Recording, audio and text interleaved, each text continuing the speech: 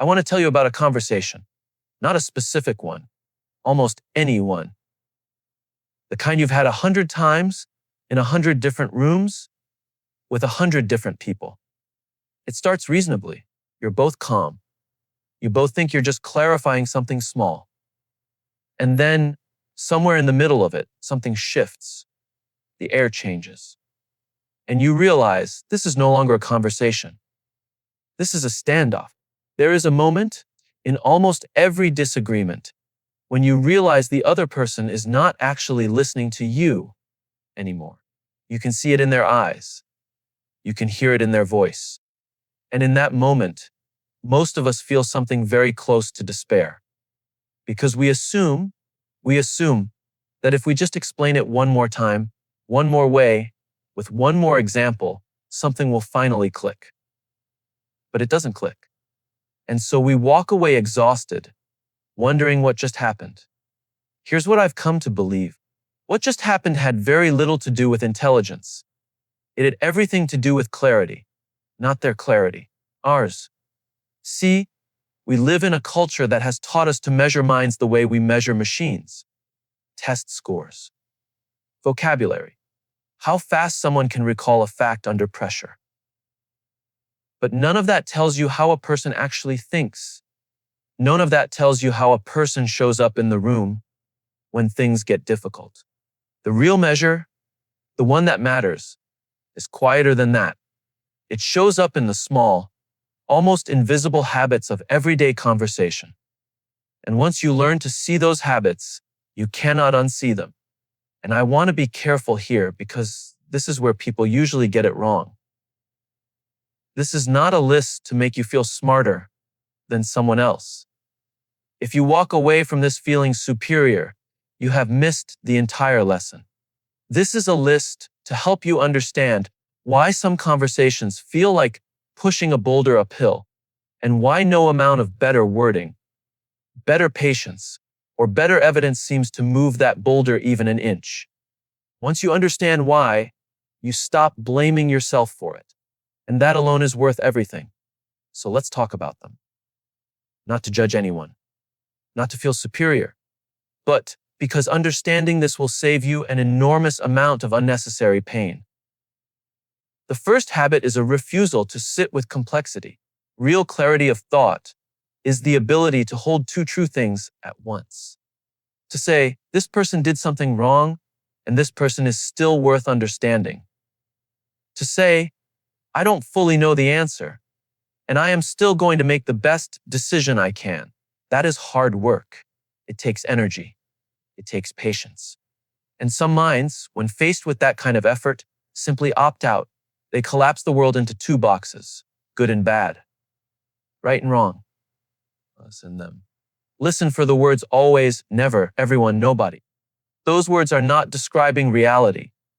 They are describing a mind that has decided reality is too much to hold and has chosen comfort over accuracy. The second habit is certainty without earning it. Here is something worth sitting with. The people who understand a subject deeply are usually the first to tell you what they don't know. That's not weakness. That is what depth looks like from the outside. It looks like humility. Meanwhile, the people who understand the least about a subject are very often the loudest and the most certain when they talk about it. There is actual research behind this out of Cornell showing that people who score lowest on tests of reasoning and language consistently rate their own performance the highest. Not because they are lying, because the very skill required to notice your own mistakes is the same skill they are missing. So when you meet someone who is unshakable on a topic they clearly haven't studied, you are not looking at confidence. You are looking at a blind spot, and blind spots don't know they're blind. The third habit is letting emotion override evidence. For some people, when new facts arrive, their understanding updates.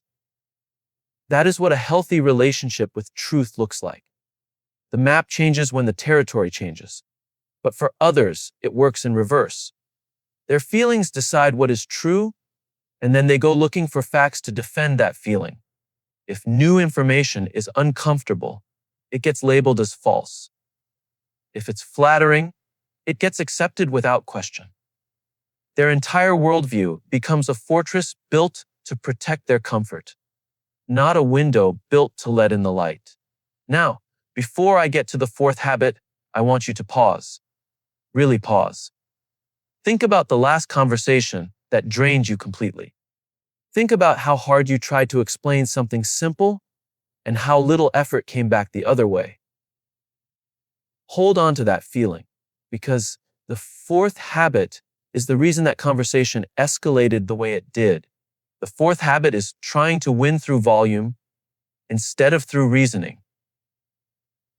When a mind does not have the depth to build a real argument, it reaches for something else. It reaches for repetition. It reaches for intensity. It gets louder, not because the point has gotten stronger, but because the person has run out of substance and has only volume left. Watch closely during a real disagreement. The people operating this way rarely ask questions. They restate. They repeat. They escalate. Because somewhere along the way, they were taught, or they taught themselves, that whoever speaks with the most force wins. To them, conversation is not a bridge. It is a battlefield. And on a battlefield, there is no room for curiosity, only defense. Think about the last time someone raised their voice at you mid-argument. Did their point actually get stronger? Or did the volume simply arrive to cover for the fact that the substance had run out? That is the tell. Substance doesn't need volume. Substance can be whispered and still land. It is only the absence of a real argument that reaches for noise to fill the space where reasoning should have been. The fifth habit is treating new information as a threat. A flexible mind treats its beliefs the way you'd treat software. When a better version comes along, you update. You don't take it personally. You just install the upgrade and move forward. But some people treat their beliefs the way you treat a tattoo. Permanent, identity-defining, non-negotiable. And because their sense of self is fused to what they already believe, any new evidence that contradicts, it doesn't feel like information. It feels like an attack. So instead of updating, they defend. They invent reasons to dismiss what's true, because changing their mind would feel like losing a piece of who they are. The sixth habit is a broken relationship with cause and effect. This one is subtle and it's important. Some people simply cannot see 3 or 4 steps ahead. They cannot connect today's decision to tomorrow's consequence. So they live entirely in reaction.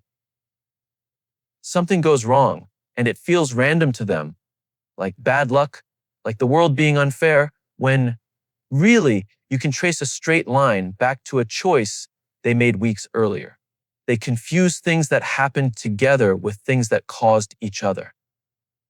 And because they can't see the line connecting, cause to effect, they never learn from the pattern. They just keep living inside it. This is, in many ways, the saddest habit of the 7 because it isn't loud. It doesn't announce itself in an argument. It shows up quietly, over years, as the same disappointment arriving again and again, wearing a slightly different disguise each time. And the person living it genuinely believes, every single time, that this one was different. That this one wasn't their fault. Because to see the pattern, you have to be able to zoom out. And zooming out is exactly the skill that's missing. And the 7th habit, the last one, is the inability to receive feedback without collapsing. Growth requires something very specific. It requires the ability to look at your own flaws without your entire identity falling apart in the process. That is not easy for anyone, but for some people, it is nearly impossible.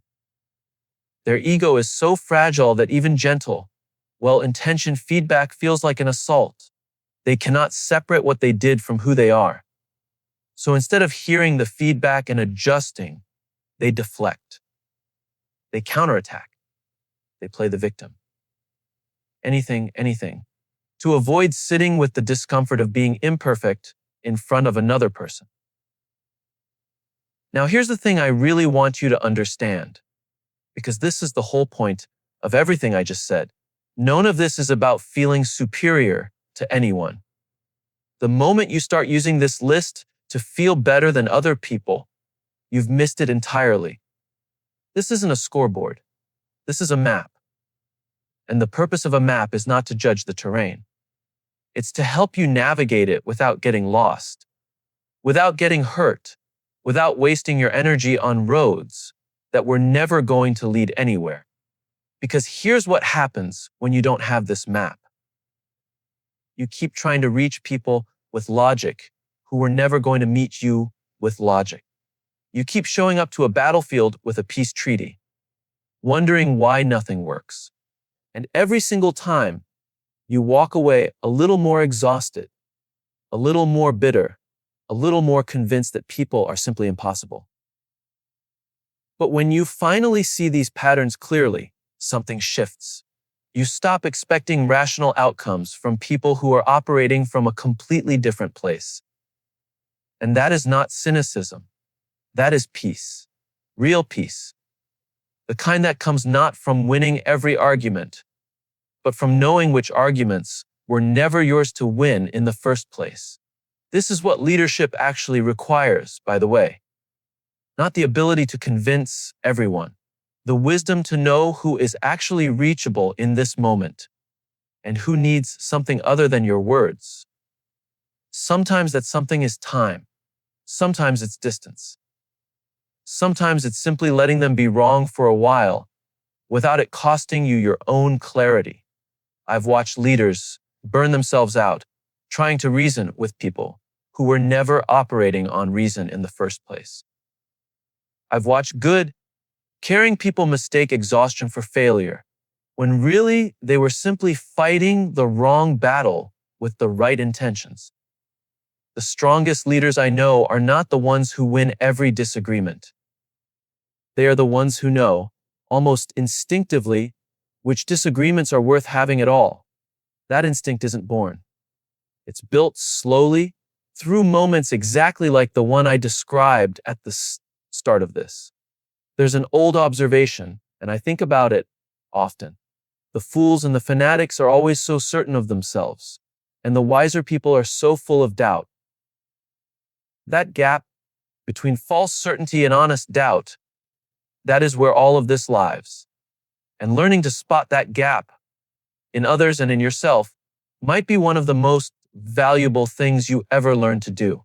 So the next time you find yourself in a conversation that feels impossible, ask yourself one question before you spend another ounce of energy. Am I talking to someone who simply sees the world differently than I do? Or am I talking to someone who cannot, in this moment, hold the complexity required to meet me here? The answer changes everything. It changes what you owe the conversation and what you're allowed to walk away from with a clear conscience. Protect your energy. Protect your peace. Not because you're better than anyone, but because you finally understand what was actually happening all along in the space between two people trying and failing to be understood. That's it for today. If this gave you a little more clarity than you had before you clicked play, that was the whole point. Somewhere out there, right now, someone is walking away from a conversation feeling defeated, wondering what's wrong with them. It's not them. It never was.